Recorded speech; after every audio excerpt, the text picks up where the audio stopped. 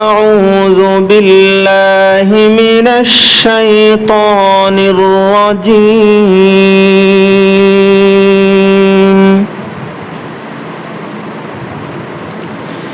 بسم الله الرحمن الرحيم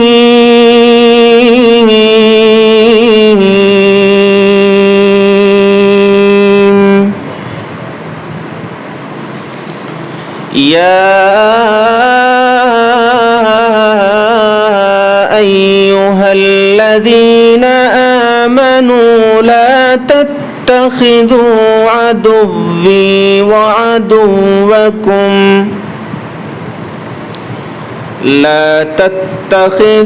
عدوي وعدوكم أولياء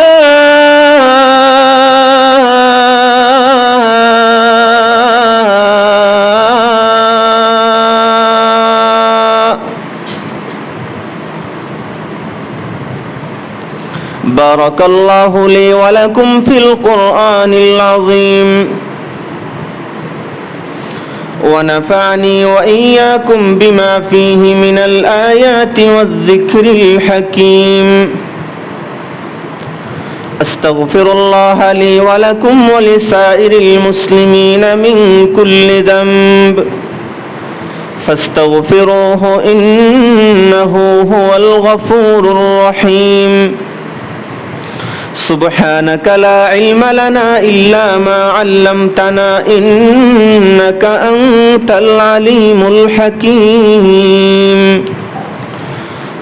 اللهم صل على سيدنا محمد وعلى آل سيدنا محمد كما صليت على سيدنا إبراهيم وعلى آل سيدنا إبراهيم إنك حميد مجيد وبارك على سيدنا محمد وعلى آل سيدنا محمد كما باركت على سيدنا إبراهيم وعلى آل سيدنا إبراهيم إنك حميد مجيد غازی ہے ہمیں گرہ فتح ورنہ شہادت غازی ہے ہمیں گرہ فتح ورنہ شہادت آئندہ ملے ورنہ ملے سمجھ غنیمت آئندہ ملے ورنہ ملے سمجھ غنیمت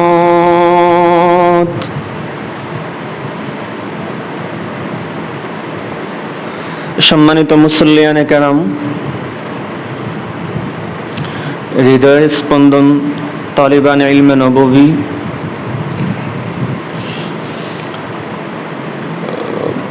ভাবছিলাম আজকে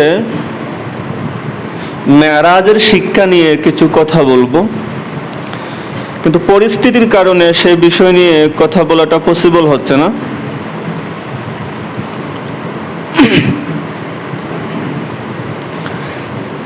আমরা এমন একটা দুর্যোগপূর্ণ সময়ের মধ্যে রয়েছি। যদি আপনি আপনার আশেপাশে লক্ষ্য করেন তাহলে দেখবেন মুসলমানদের মধ্যে হানাহানি, মারামারি, বিভেদ, ঝগড়া সব সময় লেগেই আছে।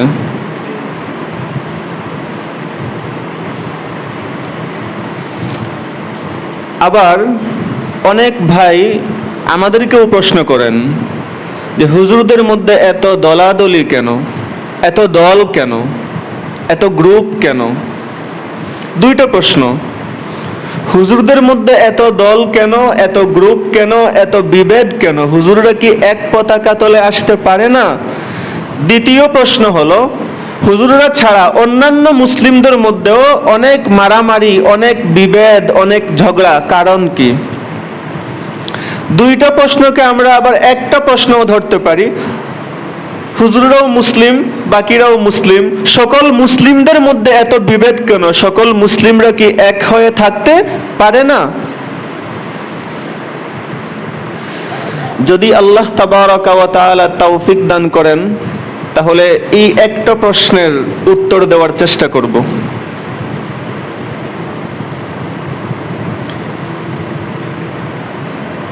র্যান্ড কর্পোরেশন, এটা সংক্ষিপ্ত রূপ। তার পরিপূর্ণ রূপ হলো research and development corporation. American global policy think tank, এই র্যান্ড কর্পোরেশনটা আমেরিকান গ্লোবাল পলিসি থিঙ্ক ট্যাঙ্কের একটা যে মূল জিনিস। এরা যে American global policy think tank হিসাবে বিশ্বের মধ্যে কাজ করে, সচেতন প্রতিটি মানুষই জানে। র্যান্ডের কথা মোটামুটি সচেতন প্রতিটি মানুষই জানে। এই র্যান্ডের মাধ্যমেই, র্যান্ড কর্পোরেশনের মাধ্যমেই, কথাগুলো খুব ভালো করে খেয়াল করবা। ওই ইউসুফ জুলেখার কাহিনীটা আমি আবার বলতে পারি না, এজন্য কথাগুলো খুব খেয়াল করবে।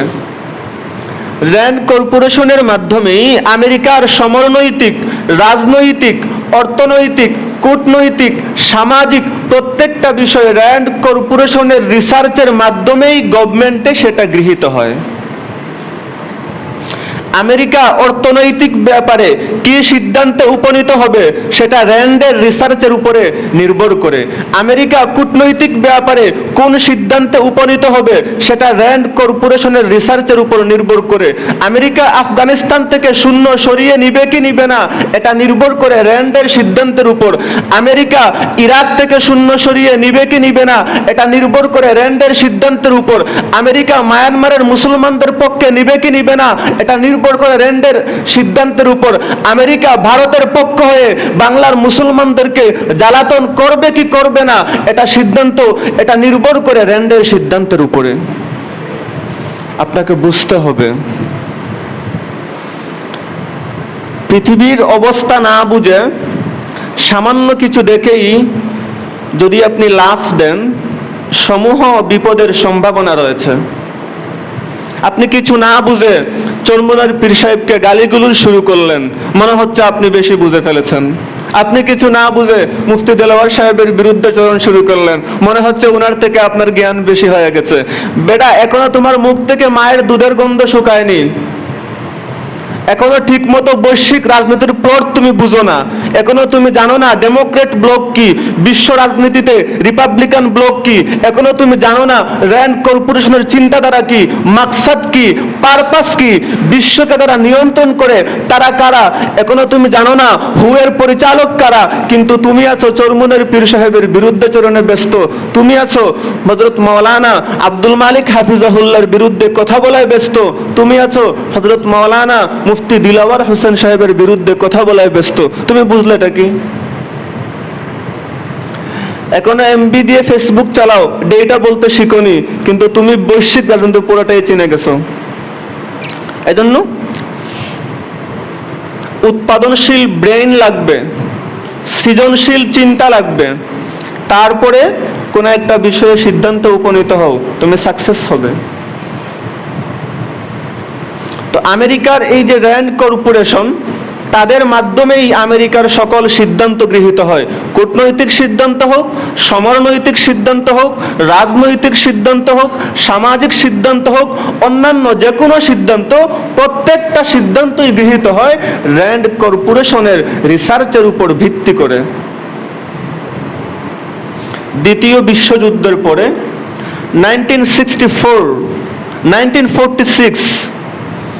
1946 খ্রিস্টাব্দে হেনরি আপ তিনি প্রথম এই র্যান্ড কর্পোরেশনের কি করেন, সূচনা করেন। তার মাধ্যমেই র্যান্ড কর্পোরেশন সূচিত হয় 1946 খ্রিস্টাব্দে। খুব ভালো করে মনে রাখবা, দ্বিতীয় বিশ্বযুদ্ধের পরে। তো র্যান্ড কর্পোরেশন সূচনা হওয়ার পরেই পুরো বিশ্বের মধ্যে হইচই ফেলে দেয়। কিভাবে? মহাশূন্যে রকেট উৎক্ষেপণ করে। প্রথমেই একটা সংস্থা যখন আত্মপ্রকাশ করলো, আত্মপ্রকাশ করার পরেই মহাশূন্যে রকেট উৎক্ষেপণ করে তারা পুরা পৃথিবীর মধ্যে হইচই ফেলে দেয়। রাতারাতি র্যান্ড কর্পোরেশনের পরিচিতি বিশ্বব্যাপী ছড়িয়ে পড়ে।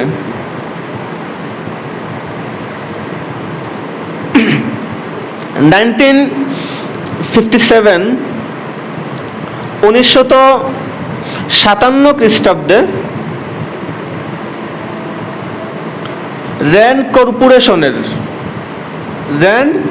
কর্পোরেশনের তথ্য উপাত্ত, তাদের বলে দেওয়া সিস্টেম, তাদের যন্ত্রপাতি হায়ার করে আমেরিকা মহাশূন্যে স্পাই স্যাটেলাইট তৈরি করতে সক্ষম হয়। খুব ভালো করে খেয়াল করেন, 1957 খ্রিস্টাব্দে আমেরিকা র্যান্ড কর্পোরেশনের যন্ত্রপাতি হায়ার করে স্পাই স্যাটেলাইট মহাশূন্যে তৈরি করতে সক্ষম হয়। এতে করে র্যান্ড কর্পোরেশনের পরিচিতিটা আরো বেশি বিস্ময় হয়ে ওঠে। তো এই র্যান্ড কর্পোরেশন তারা তখন চিন্তা করা শুরু করলো যে আমরা শুধু যুদ্ধের মাধ্যমে আমাদের প্রতিপক্ষকে মোকাবেলা করতে পারবো না, আমাদেরকে দুইটা যুদ্ধে একই সাথে অংশগ্রহণ করতে হবে, দুইটা যুদ্ধ একই সাথে চালিয়ে নিতে হবে। একটা হলো অস্ত্রের যুদ্ধ, আর একটা হলো আদর্শের যুদ্ধ। একটা হলো অস্ত্রের যুদ্ধ, আর একটা হলো আদর্শের যুদ্ধ। তো তারা এই দুইটা যুদ্ধকে চালিয়ে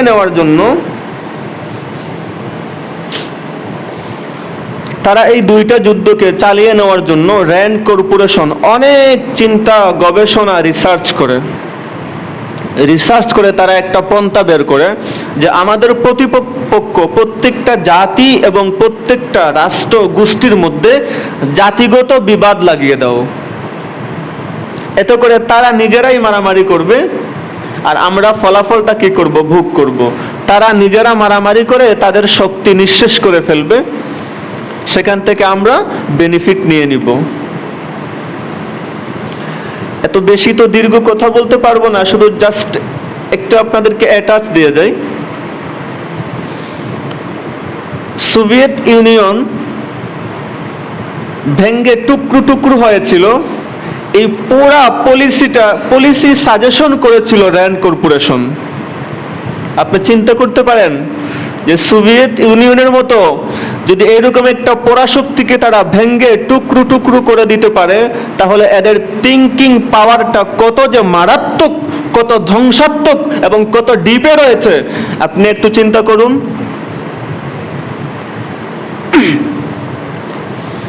তো এই র্যান্ড কর্পোরেশন তারা 2003 সালে একটা ফলো আপ রিপোর্ট বের করে, ওটার নাম ছিল সিভিল ডেমোক্রেটিক মুসলিম। রিপোর্টের নামটা খুব ভালো করে মনে রাখবেন, আপনি গুগলে ঢুকে সার্চ করলে এটা এক বই আকারে বের হয়েছে, আপনি সেখানে পেয়ে যাবেন। এগুলা তথ্য গোপন কোনো কিছু নয়। সিভিল ডেমোক্রেটিক মুসলিম 2003 সালে তারা একটা ফলো আপ রিপোর্ট প্রকাশ করে বের করে, ওটার নাম হলো সিভিল ডেমোক্রেটিক মুসলিম। তো তারা ওই রিপোর্টের মধ্যে আপনি পড়লে পেয়ে যাবেন, তারা সেখানে স্পষ্ট করে বলেছে যে আমরা বর্তমান বিশ্বে যারা আমাদের শত্রু বা প্রতিপক্ষ রয়েছে এদেরকে কিভাবে ঘায়েল করব। ওখানে তারা এক পর্যায়ে বলেছে বর্তমান বিশ্বে মুসলিমরা আমাদের প্রধান শত্রু। কথাগুলো খুব ভালো করে খেয়াল করবেন। বর্তমান বিশ্বে মুসলিমরা আমাদের সবচেয়ে বড় শত্রু। এই শত্রুদেরকে কখনোই পরাশক্তি হিসাবে আমরা দেখতে চাই না, এদেরকে দমিয়ে রাখতে হবে। এখন মুসলিমরা আমেরিকার সবচেয়ে বড় পরাশক্তি, সবচেয়ে বড় শত্রু। আমেরিকা কখনো মুসলিমদেরকে পরাশক্তি হিসাবে দেখতে চায় না, এদেরকে দমিয়ে রাখতে হবে। এবার কিভাবে রাখবে? দমিয়ে যে রাখবে মুসলিমদেরকে, মুসলিমরা যাতে পরাশক্তি হতে না পারে, তারা মুসলিমদেরকে দমিয়ে রাখবে কিভাবে? এই কিভাবে রাখবে এটা নিয়ে র্যান্ড কর্পোরেশন তারা দীর্ঘ সময় নিয়ে গবেষণা করে, রিসার্চ করে তারা 2007 সালে আরেকটা ফলো আপ রিপোর্ট প্রকাশ করে। 2013 সালে তারা চূড়ান্ত রিপোর্ট কি করে প্রকাশ করে? 2003, 2007, 2013 সাল 2013 সালে তারা চূড়ান্ত ফলো আপ রিপোর্ট প্রকাশ করে সেখানে তারা মুসলমানদেরকে গায়েল করার জন্য, যাতে মুসলমানরা পরাশক্তি হতে না পারে, যাতে মুসলমানরা কখনো আমেরিকার সাথে টক্কর দিতে না পারে, যাতে মুসলমানরা বৈশ্বিক নেতা হতে না পারে, যাতে মুসলমানরা অর্থনৈতিক দিক থেকে, সামাজিক দিক থেকে, সমনৈতিক দিক থেকে, কূটনৈতিক দিক থেকে, কোনো দিক থেকেই উন্নতির চিরশিখরে পৌঁছতে না পারে, এই জন্য তারা মুসলিমদেরকে 4টা ভাগে বিভক্ত করে। খুব ভালো করে শুনেন, 2013 সালের চূড়ান্ত রিপোর্ট, তারা মুসলিমদেরকে 4টা ভাগে বিভক্ত করে। 1 নম্বর ভাগ, খুব নামগুলো মনে রাখবেন। তারা প্রথম নম্বর মুসলিমদেরকে যে ভাগে বিভক্ত করেছিল, প্রথম নম্বর ভাগটা হলো ফান্ডামেন্টালিস্ট মুসলিম। তারা পুরা বিশ্বের মুসলমানদেরকে 4টা ভাগে ভাগ করেছে। 1 নম্বর হলো ফান্ডামেন্টালিস্ট মুসলিম, 2 নম্বর হলো ট্রেডিশনালিস্ট মুসলিম, 3 নম্বর মডার্নিস্ট মুসলিম, 4 নম্বর সেকুলারিস্ট মুসলিম। এই 4টি ভাগে বিভক্ত করে ফেললো। ফান্ডামেন্টালিস্ট মুসলিম, ট্রেডিশনালিস্ট মুসলিম, মডার্নিস্ট মুসলিম, সেকুলারিস্ট মুসলিম। এখন বুঝতে হবে যে ফান্ডামেন্টালিস্ট মুসলিম কাকে বলে, ট্রেডিশনালিস্ট মুসলিম কাকে বলে, মডার্নিস্ট মুসলিম কাকে বলে, সেকুলারিস্ট মুসলিম কাকে বলে। এগুলো খুবই গুরুত্বপূর্ণ এবং আপনি নিজেই তখন বুঝতে পারবেন আপনি কোন প্রকারের অন্তর্ভুক্ত। নিজের ঈমানকে যাচাই করুন, দেখুন আপনি প্রকৃতপক্ষে আপনার ঈমান আছে কিনা, না আপনি আমেরিকার জালে পা দিয়ে ঈমান হারা হয়ে মুরতাদ হয়ে যাচ্ছেন। ফান্ডামেন্টালিস্ট মুসলিম বলতে আমেরিকা ওই সকল মুসলমানদেরকে বোঝায় যাদেরকে বর্তমান সমাজে মৌলবাদী বলা হয়। ফান্ডামেন্টালিস্ট মানেই মৌলবাদী। আপনি খুব ভালো করে বুঝতে পারতেছেন, যারা একটু ইংরেজি বুঝেন তারাও বুঝতে পারতেছেন। ফান্ডামেন্টাল মানেই তো কি, মৌলিক। আমরা বলি না আমাদের ফান্ডামেন্টাল রাইট মানে কি, মৌলিক অধিকার। তো ফান্ডামেন্টালিস্ট মুসলিম মানে মৌলবাদী মুসলিম। আমেরিকা ফান্ডামেন্টালিস্ট মুসলিমদেরকে চিরশত্রু মনে করে, প্রাণের শত্রু মনে করে। তাদের নীতি হলো ফান্ডামেন্টালিস্ট মুসলিমদেরকে যেভাবে পারো ঘায়েল করো, খতম করে দাও, একদম নিঃশেষ করে দাও, যাতে পৃথিবীর বুকে কোনো ফান্ডামেন্টালিস্ট মুসলিম, কোনো মৌলবাদী মুসলিম বাকি থাকতে না পারে। কেন? কারণ এরা আমেরিকার সবচেয়ে কঠিন শত্রু, চরম শত্রু। তো এই যে ফান্ডামেন্টালিস্ট মুসলিম, মৌলবাদী মুসলিম, এদের বৈশিষ্ট্য কি, আমরা এদেরকে চিনব কিভাবে? নাম্বার 1 বৈশিষ্ট্য, এরা কোরআনকে আক্ষরিক করতে আল্লাহ পাকের কালাম বিশ্বাস করে। নাম্বার 1 কি, যারা কোরআনকে আক্ষরিক করতে, কোরআনের প্রত্যেকটা অক্ষর, প্রত্যেকটা শব্দ, প্রত্যেকটা অর্থ, সবকিছুই আল্লাহ পাকের কোরআন, আল্লাহ পাকের কালাম, এটা আল্লাহ পাকের পক্ষ থেকে এসেছে। যারা কোরআনকে আল্লাহ পাকের কালাম বিশ্বাস করে আক্ষরিক করতে, তারাই হইল মৌলবাদী। এখন ভাই আপনি একটু চিন্তা করুন, যদি আপনি মৌলবাদী না হন তার মানে কি, আপনি কোরআনকে আল্লাহ পাকের কালাম বিশ্বাস করেন না। যদি কোনো মুসলিম সে নিজেকে মুসলিম দাবি করে আর কোরআনকে আল্লাহ পাকের কালাম বিশ্বাস করে না, সে কি মুসলিম? মুরতাদ। বিভিন্ন জায়গায় সভা সেমিনারে দাঁড়িয়ে বক্তব্য দেয়, মৌলবাদীদেরকে উৎখাত করো, মনে রাখবেন ওই সব কয়টা মুরতাদ নাস্তিকের বাচ্চা। কারণ মুসলিম হলেই তাকে মৌলবাদী হতে হবে, মৌলবাদী হওয়া ছাড়া মুসলিম হওয়া যায় না। মুসলমান দাবি করবে, মুসলিমের ঘর থেকে জন্ম হয়েছে, নিজেকে মুসলিম দাবি করে, আর আবার মৌলবাদী নয়, সে মুসলিম হতে পারে নাই, সে মুরতাদ, বেঈমান, মুনাফিক।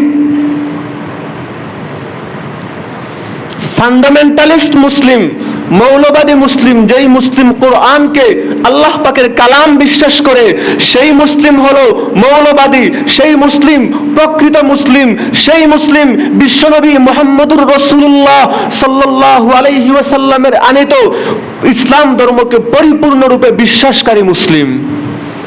যেই মুসলিম ফান্ডামেন্টালিস্ট হতে পারে না, মৌলবাদী হতে পারে না, সে প্রকৃত মুসলিম নয়, ইসলামের ছদ্মবেশী মুসলিম। ইসলামের বেশ ধারণ কি করেছে মুসলিম হতে পারে না।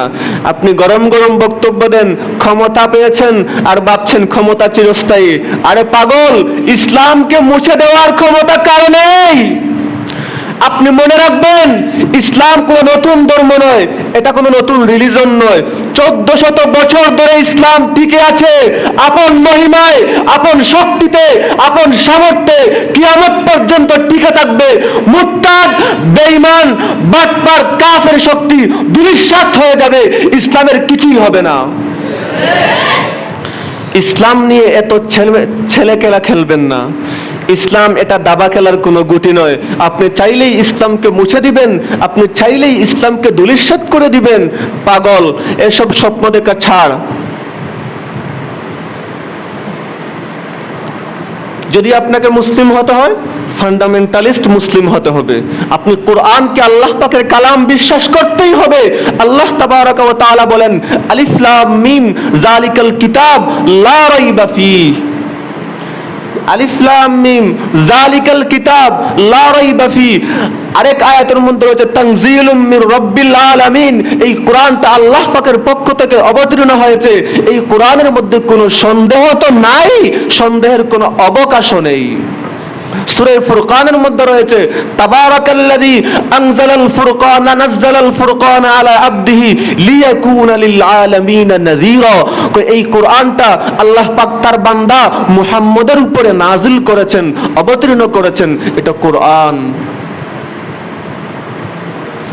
কোরআন এটি আল্লাহ পাকের পক্ষ থেকে এসেছে। যেই মুসলিম এই কথাকে স্বীকার করে সেই তো মুসলিম। আর যে কোরআনকে আল্লাহ পাকের কালাম বিশ্বাস করে না, সে মুসলিম হয় কোন যুক্তিতে? অত মুসলিম ছদ্মবেশী মুসলিম, ও মূলত মুরতাদ, বেঈমান, কাফের। তো প্রথম নম্বর হলো ফান্ডামেন্টালিস্ট মুসলিম। এরা কোরআনকে আক্ষরিক অর্থে আল্লাহ পাকের কালাম বিশ্বাস করে। এটা হলো বিলিফের জায়গা, বিশ্বাসের জায়গা। ওয়ার্কের জায়গাটা কি? কর্মের জায়গাটা কি? কর্মের জায়গা হলো এরা কোরআনকে ব্যক্তি জীবনে, পারিবারিক জীবনে, সামাজিক জীবনে, রাষ্ট্রীয় জীবনে, আন্তর্জাতিক জীবনে, প্রত্যেকটা সেক্টরে এরা কোরআনকে বাস্তবায়ন করতে চায়, ইসলামকে বাস্তবায়ন করতে চায়। এটা হলো তাদের কর্ম। আমি আমার ব্যক্তিগত লাইফে ইসলামকে আমি কি করব? বাস্তবায়ন করব। আমার পারিবারিক লাইফে ইসলামকে বাস্তবায়ন করব। আমার সামাজিক লাইফে ইসলামকে বাস্তবায়ন করব। রাষ্ট্রীয় লাইফে ইসলামকে বাস্তবায়ন করব। আন্তর্জাতিক লাইফে আমি ইসলামকে বাস্তবায়ন করব। এই হলো দুইটা গুণ যাদের মধ্যে রয়েছে, তারা হলো ফান্ডামেন্টালিস্ট মুসলিম। কোরআনকে যারা আল্লাহ পাকের কালাম বিশ্বাস করে এবং যারা কোরআন হাদিসের বিধানকে ব্যক্তিগত জীবনে, সামাজিক জীবনে, পারিবারিক জীবনে, রাষ্ট্রীয় জীবনে, আন্তর্জাতিক জীবনে বাস্তবায়ন করতে চায়, তারাই হইল মূলত ফান্ডামেন্টালিস্ট মুসলিম। এরাই প্রকৃত মুসলিম, এরাই প্রকৃত মুসলিম। ফান্ডামেন্টালিস্ট মুসলিম না হলে আপনি আবার কিসের মুসলিম হলেন? তো যেহেতু এরা মূল মুসলিম, এরাই তো প্রকৃত মুসলিম, এজন্যই আমেরিকা এই ফান্ডামেন্টালিস্ট মুসলিম বা মৌলবাদী মুসলিমদেরকে চরম শত্রু ভাবে, এদেরকে ঘায়েল করার জন্য, এদেরকে ধ্বংস করার জন্য, এদেরকে নিঃশেষ করার জন্য আমেরিকা তার সকল ক্ষমতা ব্যয় করেছে, এখনো করছে, ইন ফিউচার তারা ব্যয় করবে, এতে কোনো সন্দেহ নেই। 2003 সালের সিভিল ডেমোক্রেটিক মুসলিম সেই ফলো আপ রিপোর্টের মধ্যে স্পষ্ট উল্লেখ রয়েছে। সেখানে হেনরি আপসে বলছে যে যদি আমরা আদর্শিক দিক থেকে এবং সামরিক দিক থেকে পরিপূর্ণভাবে জয়ী হতে চাই, তাহলে আমাদেরকে প্রথমেই ফান্ডামেন্টালিস্ট মুসলিমদেরকে নিঃশেষ করতে হবে। খুব ভালো করে মনে রাখেন কি বললো? যদি আদর্শিক দিক থেকে এবং সামরিক দিক থেকে আমরা বিজয়ী হতে চাই, তাহলে প্রথমেই ফান্ডামেন্টালিস্ট মুসলিমদেরকে নিঃশেষ করতে হবে, এদেরকে ধ্বংস করতে হবে। ফান্ডামেন্টালিস্ট মুসলিমদেরকে ধ্বংস করা ছাড়া, নিঃশেষ করা ছাড়া আমরা কখনো জয়ী হতে পারবো না। তো যদি বাস্তবেই আপনি ফান্ডামেন্টালিস্ট মুসলিম হয়ে থাকেন, তাহলে আমেরিকা আপনাকে এত আদর করে কেন? তার মানে আপনি আসলে ফান্ডামেন্টালিস্ট মুসলিম হতে পারেন নাই। আমরা সবাই জানি বিরোধী দল দুই প্রকার, গৃহপালিত বিরোধী দল আর বাস্তবিক বিরোধী দল। কথা ঠিক না? যারা বাস্তবিক বিরোধী দল হয় সরকার কখনোই এদেরকে সহ্য করতে পারে না, আর যারা গৃহপালিত বিরোধী দল হয় এদেরকে সরকার সব ধরনের সহযোগিতা করে। কি কথা ঠিক আছে না? তো যদি আপনি বাস্তবিক অর্থে মুসলিম হন, ফান্ডামেন্টালিস্ট মুসলিম হন, তাহলে আপনি আমেরিকার শত্রু হবেন। আমেরিকা কখনোই আপনাকে এত আদর, এত আপ্যায়ন, এত ভালোবাসা দিবে না। যদি আপনি গৃহপালিত মুসলিম, আমেরিকার সেই থিঙ্ক ট্যাঙ্ক পলিসি অনুযায়ী মুসলিম হন, তাহলে আপনাকে আমেরিকা আদর করবে, আপ্যায়ন করবে, কাছে টানবে, আপনাকে ভাই বলে বুক মিলাবে। সো নিজেই বুঝে নেন আপনি কোন ধরনের মুসলিম, ফান্ডামেন্টালিস্ট মুসলিম কিনা। নাম্বার 2, এবার আসেন তারা 2 নম্বরে যে বাগটা কি করছে সেই বাগটা হলো ট্রেডিশনালিস্ট মুসলিম। ট্রেডিশনালিস্ট মুসলিম অর্থাৎ ঐতিহ্যবাহী মুসলিম।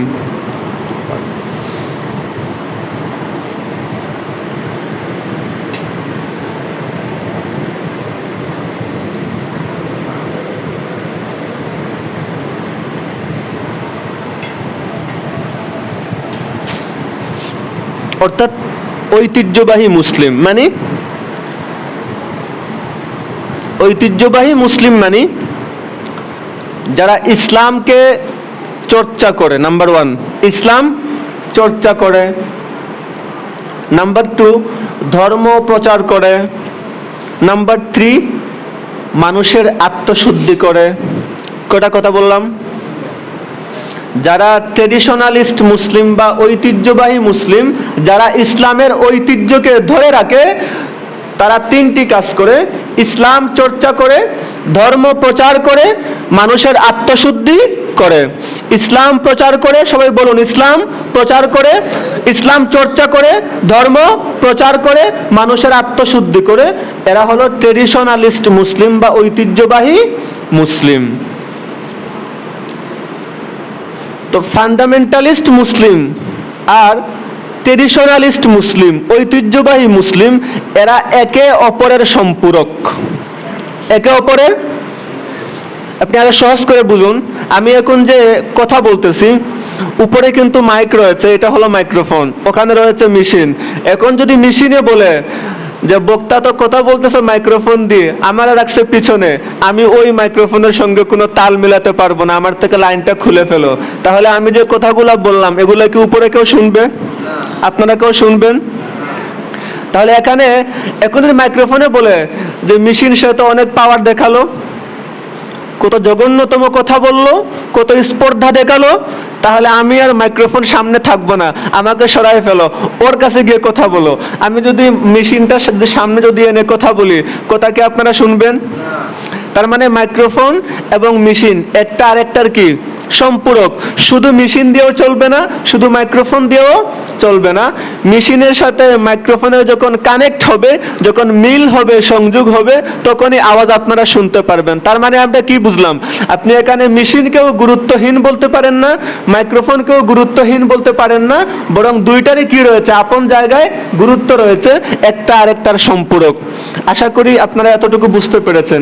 ঠিক তেমনি ভাবে ফান্ডামেন্টালিস্ট মুসলিম এবং ট্রেডিশনালিস্ট মুসলিম, মৌলবাদী মুসলিম এবং ঐতিহ্যবাহী মুসলিম একজন আরেকজনের কি সম্পূরক, একজন আরেকজনের সম্পূরক।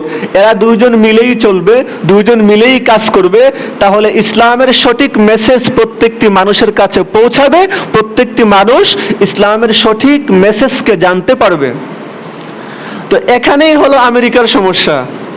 তো RAND corporation, research and development corporation, তারা চিন্তা করলো যদি ঐতিহ্যবাহী মুসলিম আর মৌলবাদী মুসলিম এরকম একে অপরের সম্পূরক হয়ে কাজ করে, তাহলে তো মহা সমস্যা, এদের মধ্যে একটা মারামারি লাগাইয়া দিতে হবে।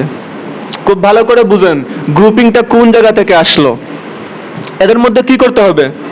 মারামারি লাগাইয়া দিতে হবে, যাতে করে ঐতিহ্যবাহী মুসলিম তারা যাতে করে মৌলবাদী মুসলিমকে তাদের শত্রু মনে করে, আর মৌলবাদী মুসলিম যাতে করে ঐতিহ্যবাহী মুসলিমকে তার শত্রু মনে করে। যখন শত্রু মনে করে একে অপর থেকে বিচ্ছিন্ন হয়ে যাবে, তখন এরা আর কিছু করতে পারবে না। যেমন যদি মাইক্রোফোনে মনে করে মেশিন আমার শত্রু, সে পিছনে আরামে আরামে বসে বাতাস খাবে আর আমি সব আওয়াজ শুনবো, এটা হতে পারে না। সালাম, বাই বাই, আমি চলে গেলাম। যদি সে চলে যায় তাহলে মেশিনের কোনো দাম থাকবে না, এটারও কোনো দাম থাকবে না, ঠিক আছে না? তো যখনই মাইক্রোফোন আর মেশিন একটাই অপরটাকে শত্রু মনে করবে, তখন দুইটাই অকেজো হয়ে যাবে, এগুলো কোনো কাজে আসবে না। ঠিক তেমনিভাবে যখনই ফান্ডামেন্টালিস্ট মুসলিম এবং ট্রেডিশনালিস্ট মুসলিম একজনে অপরজনকে শত্রু মনে করা শুরু করবে, তখনই আর কোনো কাজ হবে না, ওদের মাধ্যমে ইসলামের সঠিক আর মেসেজ কি হবে না, পৌঁছবে না। এই জন্য আমেরিকা প্রথমেই এই দুই গ্রুপের মধ্যে মারামারি, ঝগড়া, ফাসাদ সৃষ্টি করার জন্য বিভিন্ন রকমের কলা কৌশল, বিভিন্ন রকমের পন্থা তারা কি করেছে, আবিষ্কার করেছে। কি কি পন্থা আবিষ্কার করলো, যদি সময় থাকে আমি শেষে বলবো। আপাতত আপনারা শুধু পরিচয়টা জানেন। তাহলে এই দুই গ্রুপ কি করতে হবে, একসঙ্গে থাকতে হবে। যারা মৌলবাদী মুসলিম এরা, আর যারা ঐতিহ্যবাহী মুসলিম, ইসলাম চর্চা করেন, ধর্ম প্রচার করেন, খানকায় কি করেন, মানুষের আত্মশুদ্ধি করেন, এরা একসঙ্গে মিলেমিশে কাজ করতে হবে, এটাই নিয়ম। এখানে একজন আরেকজনকে শত্রু ভাবলে হবে না, চরম ক্ষতি হয়ে যাবে, ইসলামের চরম ক্ষতি হয়ে যাবে। নাম্বার 3, আমেরিকা 3 নম্বর, যে এই যে দুইটা ভাগ বললাম, এই দুই ভাগকে আমেরিকা তার শত্রু মনে করে। এই জন্য এদের মধ্যে সবসময় বিবাদ কি করে, জিয়ে রাখে, লাগিয়ে রাখে। 3 নম্বর তারা একটা ভাগ করেছে, মডারেট মুসলিম বা মডার্নিস্ট মুসলিম। খুব ভালো করে বুঝুন, মডারেট মুসলিম বা মডার্নিস্ট মুসলিম। এরা কারা? এরা এক কথায় এরা মূল ইসলামকে মানতে রাজি নয়। এরা ইসলামের নতুন ভার্সন বের করার কি চেষ্টায় আছে, বুঝেন নাই? মানে সে জুয়াও খেলবো, তবে নাম দিব ইসলামী জুয়া, ব্যাস হয়ে গেল। সুদ খাইলো, নাম এটা কি, ইসলামী সুদ। পতিতালয়, ইসলামী পতিতালয়। আপনারা হাসতেছেন, আমি তো এখনই নাম ধরে বলতে পারবো এটা কোন জায়গায় কি রয়েছে। বললাম না, থাক, নেক্সট টাইমে আই উইল ট্রাই ইনশাআল্লাহ। ইসলামী পতিতালয়, হিজাব, পর্দা, পর্দা প্রথা প্রগতির পথে অন্তরায়, বলে কি বলে না? আচ্ছা, আমি যদি আপনাদেরকে জিজ্ঞাসা করি, এই যে একটা বক্তব্য, পর্দা নাম দিছে পর্দা প্রথা, আমি আপনাদের পায়ে ধরে বলি, আপনারা কেউ কখনো পর্দা প্রথা বলবেন না। পর্দা এটা কোনো প্রথা নয়, পর্দা এটা ইসলামের একটি বিধান। আপনি না বুঝে এটাকে প্রথা কেন বলবেন? স্পষ্ট আয়াতের মধ্যে রয়েছে পর্দার ব্যাপারে, চেহারা ডাকতে হবে। আয়াতের মধ্যে রয়েছে ইউদনিনা আলাইহিন্না মিন জালাবিবিহিন, ইউদনিনা আলাইহিন্না মিন জালাবিবিহিন। জালাবিব বহু বচন। জালাবিব কাকে বলেন? মেয়েরা তার স্বাভাবিক পোশাকের উপরে আরেকটি চাদর দিয়ে চেহারা বা চেহারাকে ডাকার নাম, ডাকাকে জালাবিব বলে। যেই কাপড় দিয়ে ডাকে ওইটাকে জিলবাব বলে। তো আয়াতের মধ্যে রয়েছে চেহারা ডাকতে হবে। আপনাকে ছোট্ট একটা হাদিস বলে, আমাদের কিছু ভাইয়েরা মনে করে চেহারা মনে হয় কি পর্দার অন্তর্ভুক্ত না। আম্মা জান আয়েশা রাদিয়াল্লাহু তাআলা আনহা থেকে বর্ণিত, তিনি বলেন, আমি বিশ্বনবী মুহাম্মদুর রাসূলুল্লাহ সাল্লাল্লাহু আলাইহি ওয়াসাল্লামের সাথে হারামের মধ্যে কি চলতেছি, হজের মৌসুমে। তো ওই সময় তো লোকজন কম ছিল, তাই না? এখন তো হজ করতে যায় কত লক্ষ লক্ষ মানুষ, তখন তার এত মানুষ না, লোক সংখ্যা কম ছিল, জায়গাটাও ছোট ছিল। তো তিনি বলছেন যে যখন আমরা দূরে কোনো বেগানা পুরুষকে দেখতাম আমাদের দিকে আসতেছে, এখন হজের মৌসুম, চেহারার মধ্যে কাপড় লাগলে দম কি হয়, ওয়াজিব হয়। দম ওয়াজিব হয় না?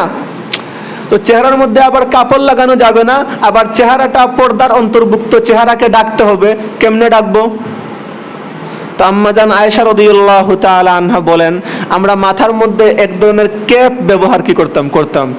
ক্যাপের সামনে এরকম একটু উঁচু থাকতো, যখনই দেখতাম সামনে কোনো পুরুষ, বেগানা পুরুষ আসতেছে, সঙ্গে সঙ্গে আমরা পর্দাটা এদিকে কি ছেড়ে দিতাম।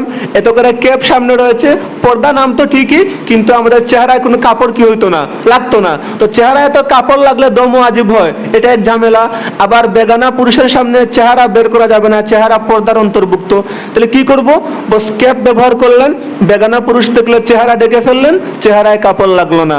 তো আল্লাহর নবীর সঙ্গে আল্লাহর নবীর পত্নী উম্মুল মুমিনিন আয়েশা রাদিয়াল্লাহু তাআলা আনহা, উনি বলতেছেন চেহারা পর্দার অন্তর্ভুক্ত। এত কষ্ট করে একটা ক্যাপ লাগিয়ে তারপরেও কি করতেছেন? পর্দা করতেছেন। আর আপনি আম্মাজান আয়েশা থেকে আপনার জ্ঞান আরো বেশি, আপনি বলেন চেহারা পর্দার অন্তর্ভুক্ত না। ডাল মে কুছ কালা হয়, মতলব খারাপ। মতলব কি খারাপ। মেঘলা মেঘলা দিন, আকাশে বৃষ্টির মোটামুটি ঘন মানে ভাব রয়েছে। একটা শিয়াল, সে কিন্তু খাবার পায়নি, সকাল থেকে উপোস। বিকেল বেলা ভাবলো যদি সারাদিন আমি উপোস থাকি, রাত কেমনে কি করব, পার করব, পেটের ক্ষুধা, ঘুম আসবে না, আমাকে খাবারের ব্যবস্থা করতেই হবে। এখন সে নদীর কিনারা দিয়ে হাঁটা শুরু করলো। তার খেয়াল যদি কাঁকড়া পাই, কাঁকড়া আছে না, কিছু কাঁকড়া খাইলাম। কারণ স্বাভাবিক যখন মেঘলা মেঘলা দিন হয় তখন কাঁকড়া কিন্তু পানিতে না থেকে নদীর তীরে চলে আসে। কাঁকড়া ধরলাম, কয়েকটা কাঁকড়া খাইলাম, পেট ভরলাম, মোটামুটি রাতটা শান্তিতে যাপন করতে পারবো। তো নদীর ধার দিয়ে নদীর তীরে হাঁটছে, দেখে বড় একটা কাঁকড়া গর্তের বাহিরে ছিল, শিয়ালকে দেখে ভিতরে ঢুকে গেছে। শিয়াল ওই গর্তের সামনে, এখন কাঁকড়ার তো গর্ত ছোট না, ওদিকে তার শিয়াল ঢুকতে পারবে না। ওখানে গিয়ে সে বলতেছে, কাকুলি মাকুড়ি পরমা সুন্দরী বাহিরে আসো সালাম করি। কি বললো? কাকুলি মাকুড়ি পরমা সুন্দরী বাহিরে আসো সালাম করি। মানে কি সুন্দর চমৎকার কথা, কত রূপের গুণের বর্ণনা দিল যে পরমা সুন্দরী আপনি বাহিরে আসেন, আমি আপনাকে সালাম দিব। আচ্ছা বলেন তো, সালাম দেওয়ার জন্য কি বাহিরে আসা কি শর্ত?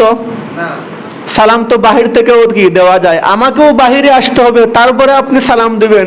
এটা তো নিশ্চয় মতলব খারাপ।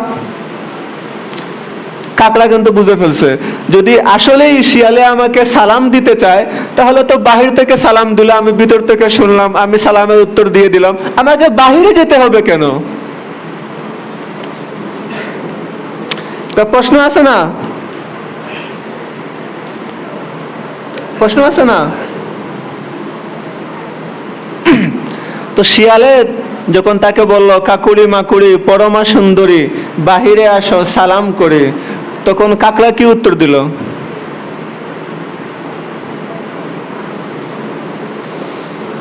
বলল, আজকের দিনটা মেঘলা মেঘলা ভাব, কষ্ট করে আসছেন শিয়াল সাহেব, শরীরে উঠেছে জ্বর, বাহিরে থেকে সালাম কর। আজকের দিনটা মেঘলা মেঘলা ভাব, মানে সে উত্তরটা বুঝিয়ে দিল, শিয়াল আজকে মেঘলা মেঘলা দিন হওয়ার কারণে তুমি কোনো মুরুক টুরুক কারো ধরতে কি পারো নাই, এই জন্য তোমার পেটে ক্ষুধা আছে, তুমি খাওয়ার জন্য কিন্তু আসছো এদিকে, আইসা আমারে পাইয়া সালাম দিতেছো না, তাহলে যাও, আমার শরীর তো একটু খারাপ, জ্বর আছে, বের হতে পারছি না, বাহির থেকে সালাম দিয়া চলে যাও। কাকড়া এটা বুঝতে পেরেছে, সালাম দেওয়ার জন্য তো আমাকে বাহিরে আনার দরকার নেই, তার মানে এই মতলব খারাপ। যদি বাস্তবিক করতে আপনি মেয়েদেরকে সম্মান দিতে চান, বাহিরে নিয়ে আসবেন কেন? সম্মান দেওয়ার নাম করে আপনি আজকে মহিলাদেরকে নিয়ে রাস্তাঘাটে কত জঘন্যতম নিকৃষ্টতম কাজে আপনি মেয়েদেরকে লাগিয়ে রাখছেন না? এটার নাম কি সম্মান দেওয়া? ডায়লগ মারছেন যে পর্দা প্রগতির পথে অন্তরায়। আসলে পর্দা প্রগতির পথে অন্তরায় নয়, এটাই আমি বলতেছিলাম। ওটা ওই সিভিল ডেমোক্রেটিক মুসলিম ওই ফলো আপ রিপোর্টের মধ্যে স্পষ্ট উল্লেখ রয়েছে যে পর্দা কখনোই কি করা যাবে না, পর্দাকে প্রমোট করা যাবে না, পর্দা এটা প্রগতির পথে অন্তরায়, মহিলাদেরকে পর্দা থেকে বের করে নিয়ে আসতে হবে। তাহলে যারা আমাদের দেশে, আমি এদের নাম দিছি পরগতিশীল, নাম দিছি কি প্রগতিশীল নয়, পরগতিশীল। এই যে আজকে দেশে এত দর্শন হচ্ছে, বিগত 5 বছরে শুধু পুলিশের কাছে মামলা হয়েছে 26,000 দর্শনের, এবং এই সবগুলা যে দর্শনের মামলা, একটা মামলার সঙ্গেও কোনো আলেম, কোনো তালিবুল ইলম, কোনো ছাত্র জড়িত নয়, সবগুলা স্কুল কলেজ পড়া ওই রকমের কি মানুষ। রেকর্ড পুলিশের কাছে মামলা 26,000 মামলা। আপনি চিন্তা করেন, ধর্ষণ মামলা কেন হচ্ছে, হচ্ছেটা কেন? আপনি দেখেন সৌদি আরবে, এটা যে আমার কোনো রিসার্চ তা না, এটা আমেরিকারই একটা রিসার্চ। সৌদি আরবে প্রতি 10 লক্ষ নারীতে মাত্র একজন ধর্ষণের শিকার হয়। তার মানে ওখানে শতকরা 0.1। এটাও বলা যায় না, এটা নাই, শূন্যের কোটায় বলতে হবে। তাহলে ওখানে ধর্ষণ হয় না কেন? ইয়ামানে প্রতি 10 লক্ষ নারীতে মাত্র 2 জন ধর্ষণের শিকার হয়। ওমানের মধ্যে, এটাকে আমরা ওমান বলি, প্রতি 10 লক্ষ নারীতে মাত্র 3 জন ধর্ষণের শিকার হয়। ইন্দোনেশিয়া প্রতি 10 লক্ষ নারীতে মাত্র 18 জন নারী ধর্ষণের শিকার হয়। তাহলে এখানে এত বেশি হচ্ছে কেন? মাত্র 5 বছরে 26,000 ধর্ষণের মামলা কেন? ওই 5টি কান্ট্রির মধ্যে পর্দা বাধ্যতামূলক, আপনাকে পর্দা মানতেই হবে, যার কারণে ওখানে ধর্ষণ শূন্যের কোটায়। আর এখানে পর্দা প্রগতির পথে অন্তরায়, মহিলাদেরকে বাহিরে নিয়ে আসো, বাস এবার যা হওয়ার তা হচ্ছে। বের করছে কো এডুকেশন, এগুলোর নামে বাচ্চাদের ব্রেনের মধ্যে সেক্সুয়াল ফাংশন ঢুকিয়ে দেওয়া হচ্ছে। আমি এইসব বিষয় নিয়ে দীর্ঘ আমার একটা বইয়ের মধ্যে আমি লিখেছি, বইটার নাম প্রগতির উল্টোপিঠ। ইনশাল্লাহ রমজান মাসের দিকে প্রকাশ হবে, ওখানে আপনারা এই সবগুলা বিষয় পেয়ে যাবেন। কেন হচ্ছে? আমাদের বাচ্চাদের ব্রেনকে কিভাবে আই ওয়াশ করে বাচ্চাদেরকে ধ্বংস করে দেওয়া হচ্ছে। আপনি চিন্তা করেন, এই গত কয়েকদিন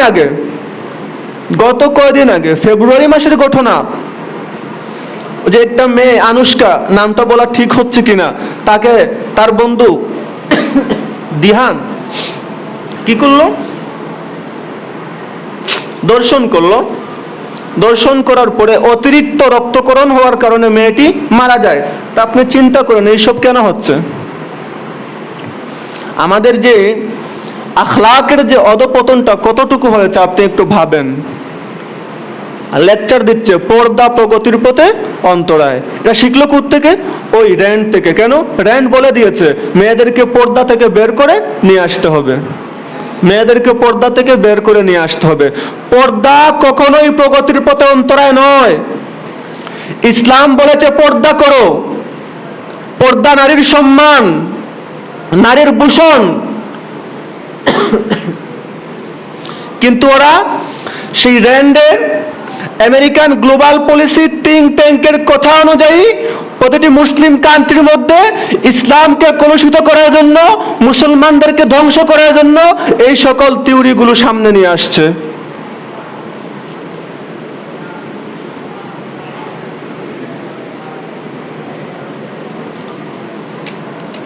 কারণ যদি পর্দা করা হয় রাস্তাঘাটে, অফিস আদালতে, তাহলে মেয়েদের চেহারার দিকে তাকিয়ে যৌন স্বাদ নেওয়ার সুযোগ বাকি থাকে না। যদি পর্দা করা হয় মেয়েদের লাবণীয় কামনীয় চেহারার দিকে তাকিয়ে নিজের যৌন সুরসুরিকে পরিতৃপ্ত করার সুযোগ বাকি থাকে না। যদি পর্দা করা হয় রাস্তাঘাটে অবাধে মেয়েদেরকে দর্শন করা, মেয়েদের মান সম্মান নিয়ে খেল তামাশা করার সুযোগ বাকি থাকে না। এইসব লম্পট দর্শক জানোয়াররা মেয়েদের মান সম্মান নিয়ে খেলা করার জন্য বারবার বলে পর্দা প্রগতির পথে অন্তরায়। এদেরকে চিনে রাখতে হবে, এরা মানবতার শত্রু, এরা নারীদের শত্রু, এরা দেশের শত্রু, এরা ইসলামের শত্রু। এরা কখনোই চায় না মেয়েরা সম্মান নিয়ে বেঁচে থাকুক।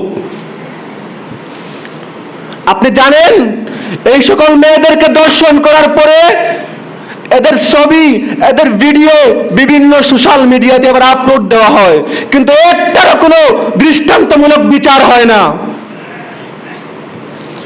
আমরা কেমন সমাজে বসবাস করি, যেই সমাজে বিরোধী দলকে ভোট দেওয়ার অপরাধে সেই নোয়াখালীর সুবর্ণচরে একটা মেয়েকে গণধর্ষণের শিকার হতে হয়েছিল। 2001 সালের সময়ে উত্তরবঙ্গে একটা হিন্দু মহিলাকে এভাবে বিরোধী দলকে ভোট দেওয়ার অপরাধে গণধর্ষণের শিকার হতে হয়েছিল, গ্যাংরেপের শিকার হতে হয়েছিল। কেন হচ্ছে? কারণগুলো খুঁজে বের করুন। বক্তব্য দিবেন পর্দা প্রগতির পথ অন্তরায়, আমার কলেজার টুকরা মা বোনদের নিয়ে ছিনিমিনি খেলবেন, আমার কলেজার টুকরা হৃদয়ের স্পন্দন মা বোনদেরকে রাস্তায় এনে আপনি দর্শন করার পথ সহজ করে দিবেন। বাটপাড়ি বন্ধ করুন, বাংলার মানুষ জুতা পেটা করে ঠিক করবে। এরা কত যে নষ্ট, কত যে ভ্রষ্ট, কত যে বদমাশ, আপনি চিন্তা করতে কি করবেন না, পারবেন না। দর্শন করে, দর্শনের সেঞ্চুরি করে, মিষ্টি বিতরণ করে এরা ওই জাতি। আপনি চিন্তা করতে পারেন? এরাই বলে পর্দা প্রগতির পথ অন্তরায়। কারণ যদি পর্দা করে তাহলে সে দর্শন করতে পারে না, যদি পর্দা করে মেয়েদের দিকে লোলক দৃষ্টিতে তাকাতে পারে না, যদি পর্দা করে দেশ দর্শন করে সেঞ্চুরি করার সুযোগ বাকি থাকে না। নিজের কুকর্ম করার জন্য, দর্শন করার জন্য ইসলামের একটি স্বতঃসিদ্ধ বিধান, ইসলামের প্রত্যেকটা বিধান মহাসত্যের সর্বোচ্চ মানদণ্ডে উত্তীর্ণ একটা বিধানকে নিয়ে বলতেছে যে এটা নাকি মানবতা বিরোধী, এটা নাকি প্রগতি বিরোধী। কখনোই হতে পারে না। এটা হলো দর্শকদের মৌন চাহিদা পূরণ করার জন্য এরা ইসলামের বিরুদ্ধে উঠে পড়ে লেগেছে। আপনারা আশ্চর্য হবেন, গত কয়েকদিন আগে সুনামগঞ্জের সাল্লায় হিন্দু সম্প্রদায়ের ওখানে হামলা করা হয়েছে। আমরা এই হামলার তীব্র নিন্দা জ্ঞাপন করছি। হিন্দু ভাইরা ওরা আমাদের ভাই, ইসলামের বিধান রয়েছে প্রত্যেকটা হিন্দু ভাই, প্রত্যেকটা বিধর্মী ভাই ইসলামিক কান্ট্রির মধ্যে সে সর্বোচ্চ রাষ্ট্রীয় প্রোটেকশন নিয়ে থাকবে। তার উপরে হামলা করার কোনো অধিকার ইসলাম কাউকে দেয় নাই। তারাও আমাদের ভাই, নাগরিক হিসাবে আমি যেই সুবিধা পাবো সেও ওই সুবিধা পাবে। কিন্তু কথা হলো ওই হামলাটা কি আসলেই সাম্প্রদায়িক হামলা ছিল? এটা নিয়েও আমার একটা লেখা রয়েছে 40 থেকে 50 পৃষ্ঠা ব্যাপী, ইনশাল্লাহ সেটাও সামনে প্রকাশ হবে, আপনার সবাই দেখতে পারবেন। তো ওখানে বিবিসি বাংলার রিপোর্টে রয়েছে ওখানে নাকি 90টি গড় বাড়ি ভাঙ্গা হয়েছে। জঘন্যতম মিথ্যাচার। ওখানে একটি গ্রামের মধ্যে মাত্র হিন্দু ভাইদের গড় বাড়ির সংখ্যাই হলো 65টা, তাহলে 90টি গড় ভাঙ্গা হলো কোন যুক্তিতে?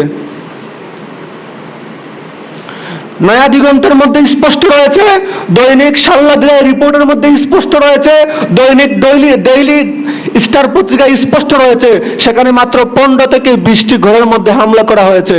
তাহলে এটাকে 90টি ঘরে রূপান্তরিত করে এটাকে সাম্প্রদায়িক হামলার রূপ দিচ্ছে কারা? এরাই মানবতার শত্রু। শুধু তাই শেষ নয়, কালের কণ্ঠ পত্রিকায় স্পষ্ট উল্লেখ রয়েছে 17 মার্চ স্পষ্ট উল্লেখ রয়েছে যে এটা নাকি হেফাজতের জঙ্গিবাদীরা হামলা করেছে। এই কালের কণ্ঠের আমি নাম দিয়েছি কলিকাতার কণ্ঠ। এরা হলো মিডিয়া সন্ত্রাস। ওরা আমাদের চরিত্র নিয়ে খেলা করে। ওরা উলামায়ে কেরাম প্রকৃত মুসলিমদের চরিত্র নিয়ে কথা বলতে চায়। আমি ওদেরকে স্পষ্ট বলে দিতে চাই, যারা দর্শনের সেঞ্চুরি করে তারা আমাদের চরিত্র নিয়ে কথা বলার কোনো অধিকার রাখে না। যারা বাংলাদেশ ব্যাংকের 74,000 কোটি টাকা লুপাট করে নিয়েছে তারা আমাদের চরিত্র নিয়ে কথা বলার কোনো অধিকার রাখে না। যারা 500 টাকার পর্দার দাম 5,000 টাকা ধরে লুপাট করেছে তারা আমাদের চরিত্র নিয়ে কথা বলার কোনো অধিকার রাখে না।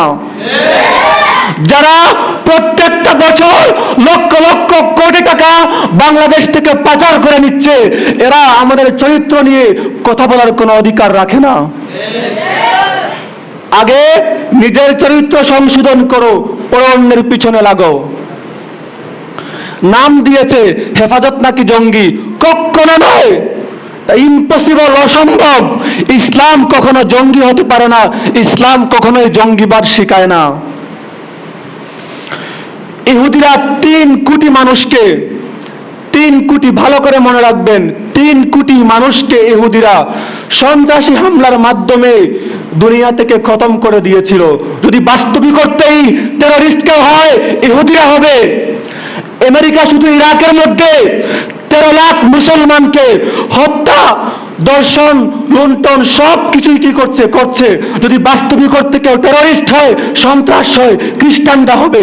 মায়ানমার সেই আমেরিকার মধ্যে প্রায় 2.5 লক্ষ মুসলমানকে এই পর্যন্ত নিঃশেষ করে দিয়েছে, শহীদ করে দিয়েছে। যদি কেউ সন্ত্রাস হয়, মায়ানমারের বৌদ্ধরা সন্ত্রাস হবে। ভারতের কসাই মুদি, সেই গুজরাটের কসাই মুদি, সেখানে একই দিনে 3000 মুসলমানকে শহীদ করে দিয়েছিল। যদি কেউ সন্ত্রাসী হয়, টেরোরিস্ট হয়, সেই কসাই মুদি হবে। মুসলমান কখনো সন্ত্রাসী হতে পারে না। নাম দিয়েছে জঙ্গিবাদী। যারা স্বাধীনতা স্থপতি বঙ্গবন্ধু শেখ মুজিবুর রহমানকে নির্মমভাবে হত্যা করেছিল, যদি কেউ সন্ত্রাসী হয়, তারাই সন্ত্রাসী হবে। আর ওই সকল সন্ত্রাসরা যে সকল প্রতিষ্ঠানে লেখাপড়া করেছে, সেই সকল প্রতিষ্ঠানই হবে সন্ত্রাসের প্রজনন কেন্দ্র, মাদ্রাসা নয়। যারা স্বাধীনতার ঘোষক শহীদ প্রেসিডেন্ট জিয়াউর রহমানকে নির্মমভাবে হত্যা করেছিল, তারাই প্রকৃত সন্ত্রাসী। যারা জাতীয় 4 নেতাকে জেলের মধ্যে নির্মমভাবে হত্যা করেছে, তারাই প্রকৃত সন্ত্রাসী। আর যদি কোন প্রতিষ্ঠানকে বলতেই হয় সন্ত্রাসের প্রজনন কেন্দ্র, তাহলে ওই সকল সন্ত্রাসীরা যেই সকল শিক্ষাঙ্গনে পড়াশোনা করেছে, ওই সকল শিক্ষাঙ্গনগুলোই হবে সন্ত্রাসের প্রজনন কেন্দ্র। কথা বলতে মুখ সামলিয়ে কথা বলবেন। ইতিহাস আমরা ভুলে গেছি এমন নয়।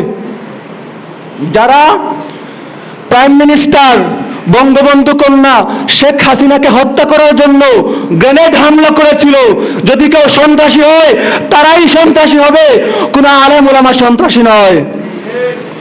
যদি কেউ বাস্তবিক অর্থে সন্ত্রাসী হয়, যারা এইসব ইতিপূর্বে যতগুলো বিখ্যাত বিশ্বের মধ্যে তুলপাড় সৃষ্টিকারী সন্ত্রাসী হত্যাকাণ্ড চালিয়েছে, ওরাই প্রকৃত সন্ত্রাসী।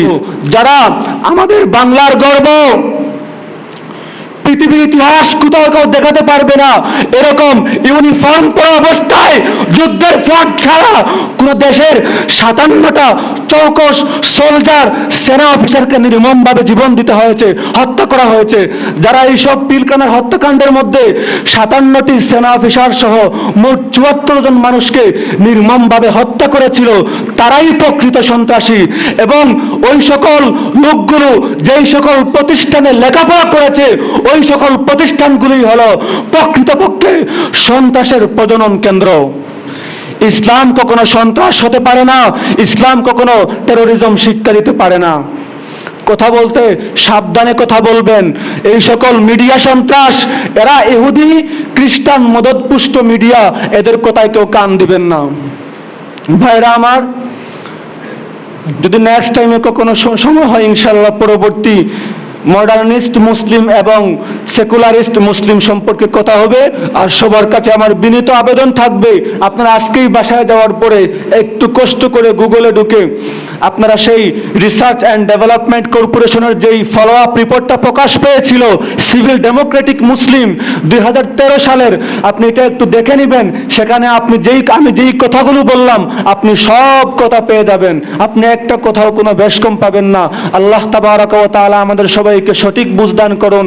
আমিন ওয়া আখির দাওয়ানা আলহামদুলিল্লাহি রাব্বিল আলামিন।